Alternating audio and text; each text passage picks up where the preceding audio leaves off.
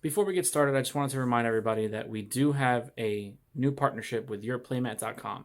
So if you're interested in custom sleeves or playmats, whether it be the large size or the mousepad size, even a foil playmat, feel free to use our coupon code at checkout for 10% off of your order. We do get some kickback as well, so if you want to support the channel that way, feel free to do so.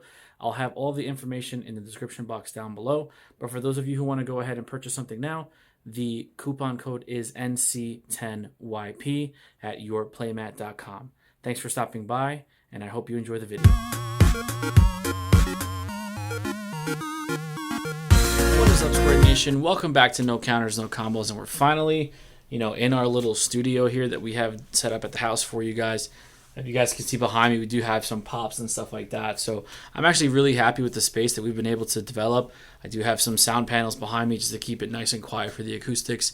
But for the most part, this is for me. We're making our videos for future, future uploads and future reference. This is kind of what I've been working on, and I'm really happy for it. It's nothing major, nothing huge, but it's I guess a little NC Squared HQ for you guys. But today we're going to be talking about some tech coming in set 14, and for the most part, we do have pre-release weekend approaching. Nothing's been kind of leaked or anything like that just yet. I know a couple of content creators have been opening boxes early. Shout out to those guys, for providing us with that content. But the greatest card ever made is coming out of set 14, and I think it could be some spicy tech if you use it in the proper situation, and that's going to be commemorative photo. I think this is my favorite card ever printed in the entire game. It's definitely something that shows that the developers over at Bandai pay attention to the source material, and they have a special place in their heart, just like we do with the Dragon Ball Z anime. It's a very iconic moment in the anime, and Hercule and Boo, that bromance that they have developing over there is just something that you don't really get too often. Boo being one of the stronger, members in the Dragon Ball universe, and Hercule probably being the weakest guy ever. Just being able to have buddy relationship with him is really interesting. But commemorative photo basically is a troll card. I mean, it's not anything that you're gonna see jammed in a lot of decks, but I think it's more of like a gotcha, and I think if your opponent is as cultured as you, when you go ahead and drop it on them, they're either going to laugh and proceed to just play the game normally, or some shenanigans might happen. But basically what it is, it's a 1-drop green extra card that states your opponent can or may add all of their life to their hand, which is ridiculous, right? Because they would lose. So who in their right mind is ever going to let that card resolve? But I just think it's funny that Bandai would go ahead and print a card like that, knowing the interaction is a choice as opposed to something that's mandatory. So the reason I'm calling this a tech video is because I just think it's one of those things that reminds us at the end of the day, this card game is developed for us to have fun, right? Yes, it's nice to be competitive. It's nice to, worry about wins and losses and strategies paying off and stuff like that.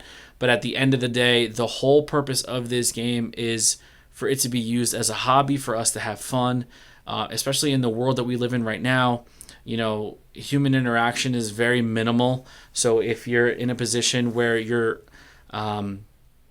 fortunate enough to enjoy in-store locals, don't take that for granted. There's a lot of people that would love to have a consistent Dragon Ball scene or any card game that they might play. And they don't right now because COVID or, the pandemic itself just kind of took it out. So for those of you who have consistent locals and you have play groups and you have people that you can bounce ideas off of, don't take it for granted. Enjoy every bit of it, because the most important thing for us as players in this community is to remember that it's not so much going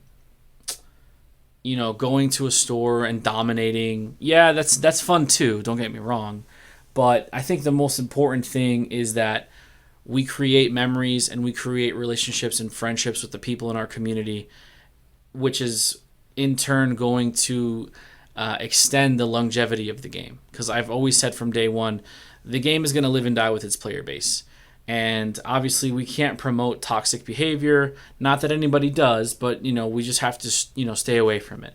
So seeing something like this is a breath of fresh air, because obviously Bandai and its developers have paid attention to the source material being a light-hearted Japanese anime where you do get a lot of laughs out of it. It is serious at times, but you do get a lot of laughs out of it. And I think that's the balance that we as players have to find. It's okay to be super competitive, but it's also okay to just go and have fun and hang out with your friends.